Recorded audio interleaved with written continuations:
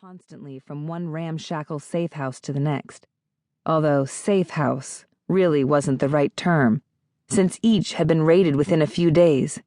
Somehow, no matter where they went, the mercenaries who worked for Pike and Dolan managed to track them down. "This way," Peter said in a harsh whisper, cupping his hand around the flashlight so that it only illuminated a hole in the wall that led to the neighboring apartment. In Cleveland, a few weeks ago, the house had been surrounded. They'd only managed to escape because a police cruiser chanced by at the right moment. They'd learned from that. Their latest safe house was actually an apartment in a sprawling, mostly abandoned complex on the outskirts of Little Rock, Arkansas. The development huddled forlornly on the cusp of a national forest, which worked in their favor. Once they got free of the buildings, they could get lost in the trees. But first, they had to get out of the apartment. Shortly after arriving, Peter and Teo had punched holes through the sheetrock, allowing access to the apartment next door. A string of holes through the next 4 apartments led to the final one, overlooking the forest. An emergency exit sat right outside that apartment's front door, and a balcony provided a clear view of the trees. It would take a small army to cover every possible exit from the complex, so with any luck, those routes would be clear. Of course, there was always a chance that Charles Pike had sent a small army. Noa hurried ahead of Peter, ducking her head to clamber through the hole. The sound of a door closing behind her, and the dim light vanished. The windows in this apartment were all boarded up. She groped forward as quickly and quietly as possible, with Peter at her heels. Noa counted as she went. The hole to the next apartment was 20 paces ahead, then 15 to the left. They'd mapped it out earlier, right before she fell asleep. The pounding of boots behind them.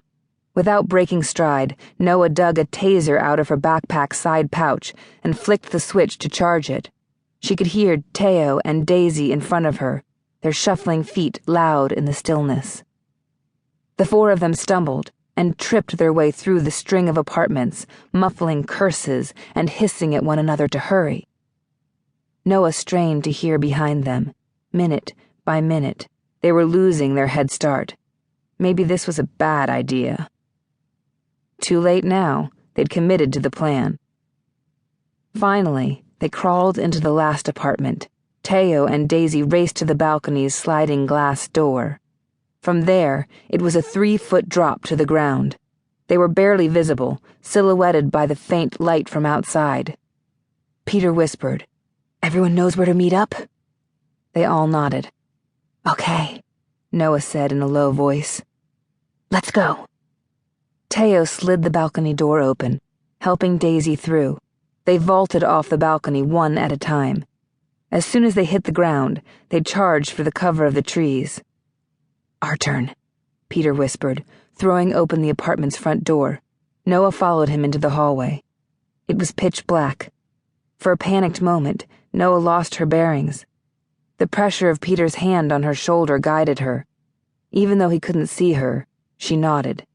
He murmured in her ear, "I'll break left once we get outside, okay?"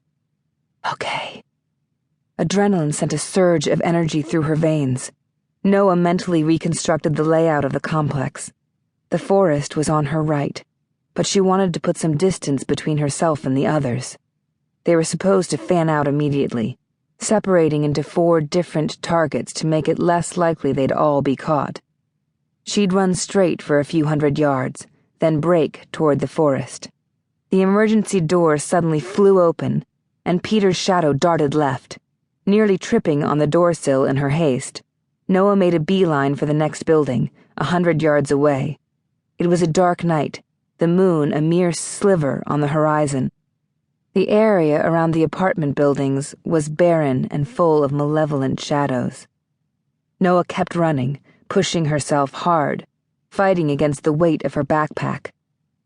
The emergency door slammed shut behind her. She heard a yell from inside, followed by the sound of pounding boots. "Too late, you bastards," she thought grimly. There was a playground in front of her, or what remained of one. The metal slide had